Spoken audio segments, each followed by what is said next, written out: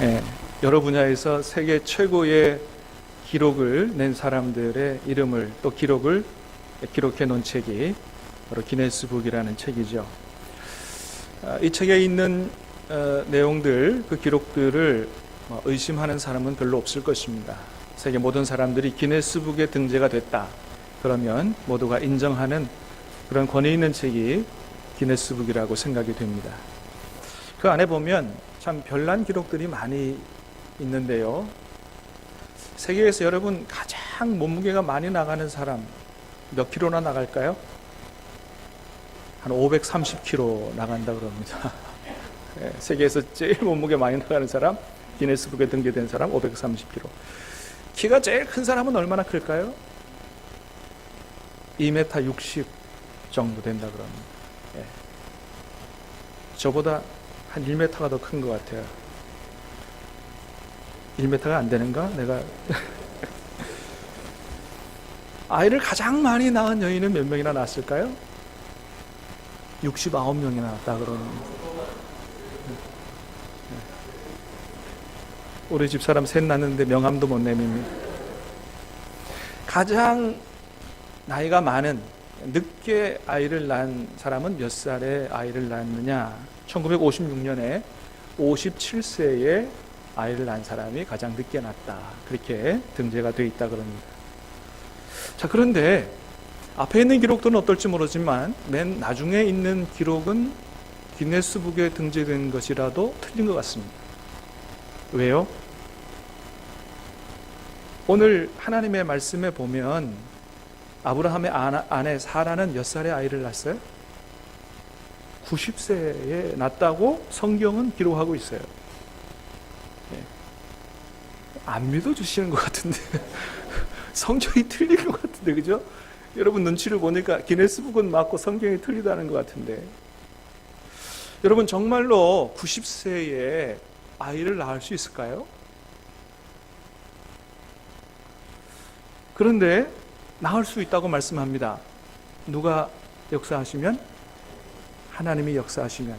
하나님이 역사하시면 90세에도 아이를 낳을 수 있다. 믿습니까? 우리 교회는 그래도 믿는 분들이 꽤 많은 것 같아요. 근데 그거 못 믿으면 우리는 아브라함과 같은 믿음이 없는 사람들이라는 거예요. 그거 못 믿으면. 왜? 아브라함은 믿었으니까. 믿고 나왔으니까. 오늘 본문을 보면 아브라함은 믿음의 조상답게 참 대단한 믿음을 가지고 있었던 것을 보게 됩니다. 17절 말씀을 보겠습니다. 17절 시작. 기록된 바 내가 너를 많은 민족의 조상으로 세웠다 하심 같으니 그가 믿은 바 하나님은 죽은 자를 살리시며 없는 것을 있는 것으로 부르시는 이시리나. 아멘. 자, 이 말씀에 근거하면 아브라함의 믿음은 어떤 믿음이었느냐? 첫 번째는 하나님의 전능하심을 믿는 믿음이었다는 거죠. 맨 끝에 보니까 무슨 말씀이 있냐면 없는 것을 있는 것처럼 부르시는 이시다. 무에서 유를 창조하신 분이 바로 하나님이시다. 그러니까 하나님의 능력은 전능하다. 아브라함이 가진 믿음은 하나님의 전능하심을 믿는 믿음이었습니다. 그 하나님의 전능하심을 믿는 믿음이 오늘 19절에서 21절에도 아주 자세하게 나타나 있어요. 같이 읽어봅니다. 시작. 그가 100세나 되어 자기 몸이 죽은 것 같고 사라의 태가 죽은 것 같음을 알고도 믿음이 약하여지지 아니하고 믿음이 없어 하나님의 약속을 의심하지 않고 견고하여져서 영광을 돌리며 약속하신 것을 또한 능히 이루실 줄을 확신하였으니. 아멘. 그렇습니다. 아브라함이 나이가 100살이 됐고 아내 사라가 90세가 됐는데 생물학적으로는 도저히 아이를 낳을 수 없는 그런 상태라고 하는 사실을 자신들도 알았습니다. 그럼에도 불구하고 아브라함은 하나님께서 100세의 아들을 주실 것이라는 그 말씀을 그대로 아멘하고 믿었다고 하는 거예요. 이런 아브라함의 믿음은 하나님의 전능하심을, 우리는 할 수 없지만 도저히 할 수 없는 상황이지만 하나님이 하시면 하신다는 하나님의 전능하심을 믿는 믿음이었다. 두 번째는 그의 믿음은 부활의 믿음이었습니다. 아까 17절에 뭐라 그랬냐면 그가 믿은 바 하나님은 죽은 자를 살리시며 그랬어요. 죽은 자를 살리시는 하나님. 어떤 하나님? 부활의 하나님, 부활의 능력을 가지신 하나님. 이 말씀의 배경이 되는 말씀이 창세기 22장에 나타나 있죠. 우리가 잘 아는 대로 하나님께서 어느 날 아브라함에게 백세에 얻은 외아들 이삭을 하나님이 지시하신 땅으로 가서 번제로 하나님 앞에 드리라, 그렇게 말씀하셨습니다. 그때 아브라함이 여러분 어떻게 합니까? 아이고 하나님 잠깐만 기다려보세요, 내가 지금 생각이 복잡하니까 며칠 좀 고민해보고 어떻게 하겠습니다, 이렇게 대답 안 하고 성경에 어떻게 기록되어 있습니까? 그 다음날 아침 일찍이 일어나 종들 데리고 아들 이삭을, 그 다음에 번제로 드릴 장작 다 준비해서 하나님이 지시한 땅으로 가서 실제로 아들을 번제물로, 여러분 번제 잘 아시죠? 예, 하나도 남김없이 완전히 태워서, 불로 태워서 하나님 앞에 드리는 제사가 번제인데, 실제로 그 아들을 그렇게 잡아서 하나님께 드리려고 손과 발을 꽁꽁 묶고 장작 위에 올려놓고 칼로 막 잡으려고 하는, 이렇게 했다는 거예요. 자, 그런데 이 아브라함이 아들 이삭을 그렇게 할 수 있었던 이유가 뭐라고 성경 기록하고 있냐 하면, 하나님이 분명히 이 외아들, 백세의 아들, 이 백세에 주신 이 외아들 이 이삭을 통해서 장차 너의 후손이 하늘의 별과 같이 바다의 모래와 같이 많아지게 될 것이라고 하는 이 약속하신 말씀을 반드시 이루실 분인 줄을 믿었기 때문에, 내가 지금 이 아들을 말씀에 순종해서 죽여서 바쳐도 하나님이 어떻게 해요? 죽은 자 가운데서 다시 살리실 줄로 믿는 그런 믿음을 아브라함이 가졌다는 거예요. 그것을 히브리서 11장은 그렇게 얘기하죠. 히브리서 11장 말씀 시작. 그가 하나님이 능히 이삭을 죽은 자 가운데서 다시 살리실 줄로 생각한지라 비유컨대 죽은 자 가운데서 도로 받은 것이니라. 아멘. 여러분 그렇습니다. 아브라함의 믿음이 이런 정도 됐기 때문에 믿음의 조상이 된 게 아니겠습니까? 자, 그런데 여러분, 제가 이런 말씀을 드리면 여러분 중에는 이렇게 생각하실 분이 계실지 모르겠어요. 그래, 아브라함의 믿음은 그 정도 됐기 때문에 믿음의 조상이 된 거지, 아브라함의 믿음의 조상인 아브라함의 믿음은 나와는 차원이 다른 거야. 아, 그럼 나와는 다르지. 나는 그런 믿음을 가질 수 없어. 아브라함은 다른 사람이니 그런 거야. 이런 생각을 하실 분이 계시는지 모르겠습니다. 자, 여러분, 그런데 한 가지 생각을 해보십시다. 아브라함이 이렇게 백세의 하나님이 아들을 낳게 하실 것이다, 죽은 자 가운데서 다시 아들을 살리실 것이다, 이런 믿음을 가지게 된 게 조금의 의심도 없이 처음부터 그런 믿음을 가졌겠느냐 하는 거예요. 조금의 의심도 없이 하나님이 내가 죽여도 이 아들을 다시 살릴 것이고, 도저히 지금 내 나이로는 아이를 낳을 수 없지만 하나님은 전능하시니 하나님이 반드시 말씀하신 대로 아들을 백세에 주실 것이다, 조금도 의심 없이 그렇게 하나님을 믿는 사람이었겠느냐 하는 거예요. 아니에요. 성경에 보니까 믿음의 조상 아브라함도 처음부터는 하나님의 말씀을 믿지 못했습니다. 창세기 17장 말씀을 보겠습니다. 시작. 아브라함이 엎드려 웃으며 마음속으로 이르되 백세된 사람이 어찌 자식을 낳을까? 사라는 90세니 어찌 출산하리요? 하고. 아니, 내 나이가 100세인데 어떻게 아이를 하나님. 그래서 그 다음 구절에 보면 제가 조금 이렇게 섞어서 말씀을 드리면, 하나님 농담하지 마십시오. 내 나이가 지금 몇인데 무슨 애를 어떻게 낳습니까? 차라리 이스마엘이나 하나님 앞에 살기를 원합니다. 그렇게 하나님께 말씀드린 내용이 나옵니다. 그 사실을, 아이를 낳을 수 없다, 아이를 낳게 해주겠다라고 하는 하나님의 말씀을 잊지 못하기는 그의 아내 사라도 마찬가지였습니다. 창세기 18장 말씀 시작. 사라가 속으로 웃고 이르되 내가 소세하였고 내 주인도 늙었으니 내게 무슨 즐거움이 있어. 하나님이 그런 말씀을 하셨을 때 사라가 어떻게 했다고요? 속으로 웃었다는 거예요. 아이고 하나님. 자, 그런데 하나님께서 그런 사라를 보고 뭐라고 말씀하시느냐. 18장 13절 시작. 여호와께서 아브라함에게 이르시되 사라가 왜 웃으며 이르기를 내가 늙었거늘 어떻게 아들을 낳으리요 하는.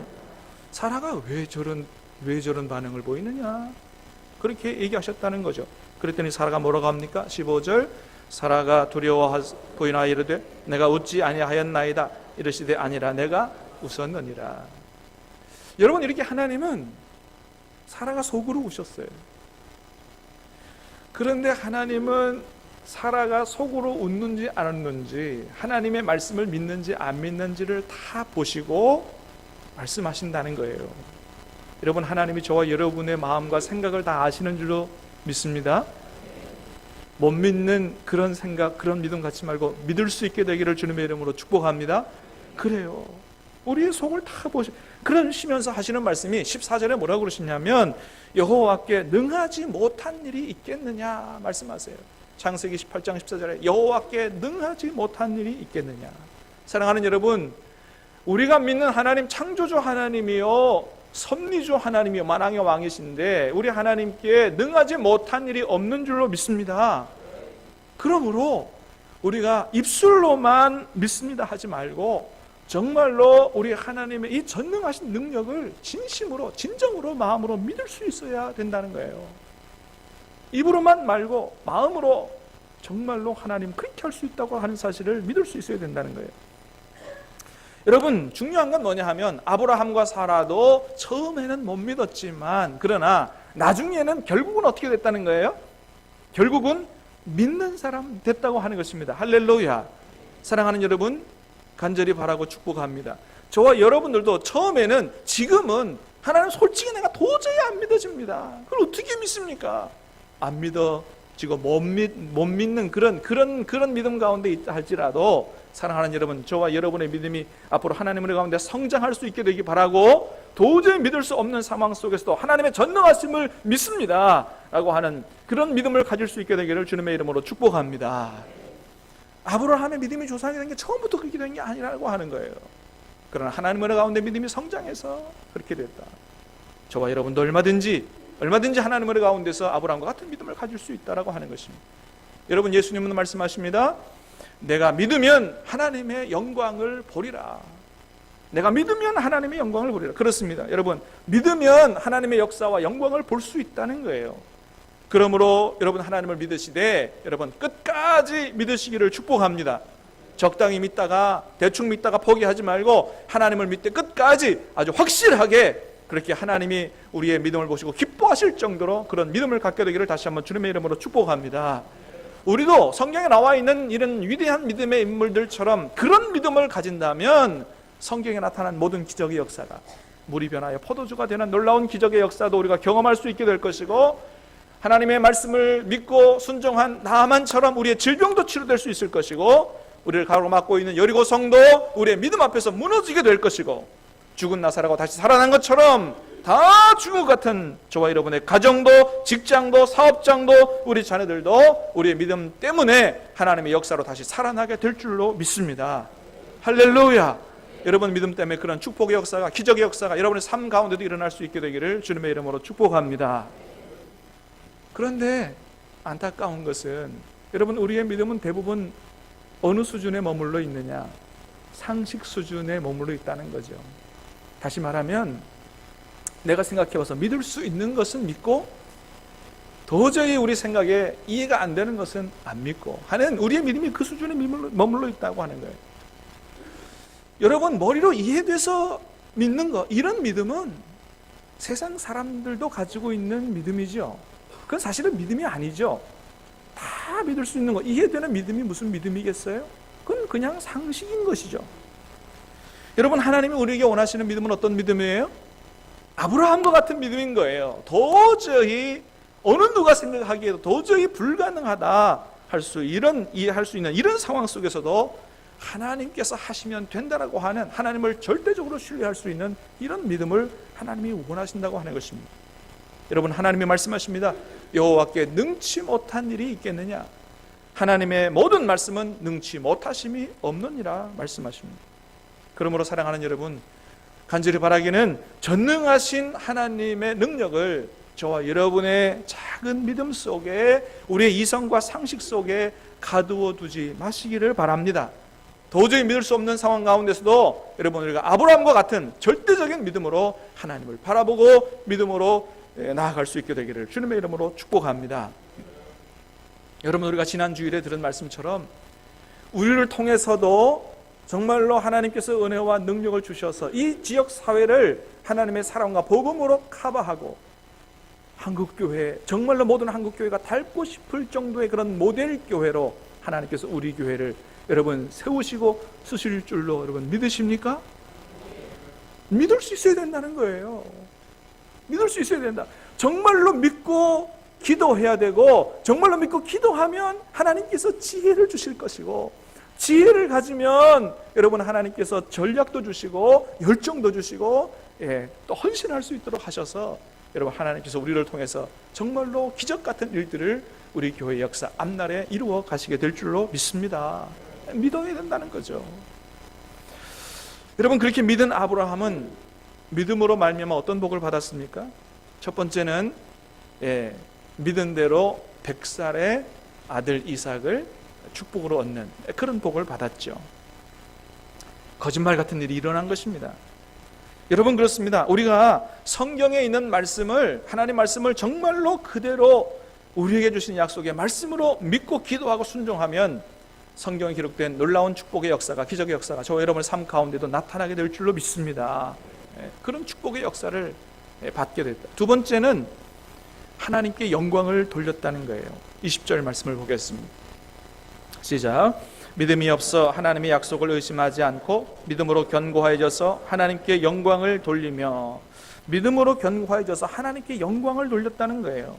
여러분, 그렇습니다. 우리가 정말로 아브라함과 같은 믿음을 가진다면 여러분, 우리의 믿음이 하나님께 영광이 되어진다고 하는 것입니다. 여러분, 이 말은 반대로 얘기하면 왜 우리가 하나님 앞에 영광을 돌리지 못하고, 왜 세상에서도 하나님의 살아계심과 전능하심, 하나님의 영광을 드러내는 그런 삶을 살지 못하느냐? 하나님의 전능하심을 믿지 못하기 때문에, 우리의 부족한 믿음 때문에 그렇다고 하는 것이죠. 예수님은 이 땅에 계실 때 수많은 기적과 능력을 행하셨다고 그랬습니다. 그런데 유독 고향에 가서는 아무런 기적도 능력도 행하지 않으셨다고 그랬어요. 왜 그렇다고 그랬습니까? 마태복음 13장은 이렇게 말씀합니다. 시작. 그들이 믿지 않음으로 말미암아 거기서 많은 능력을 행하지 아니하시니라. 아멘. 믿지 아니하고, 안 믿는데 안 믿는데 어떻게 하나님이 행하시냐는 거예요.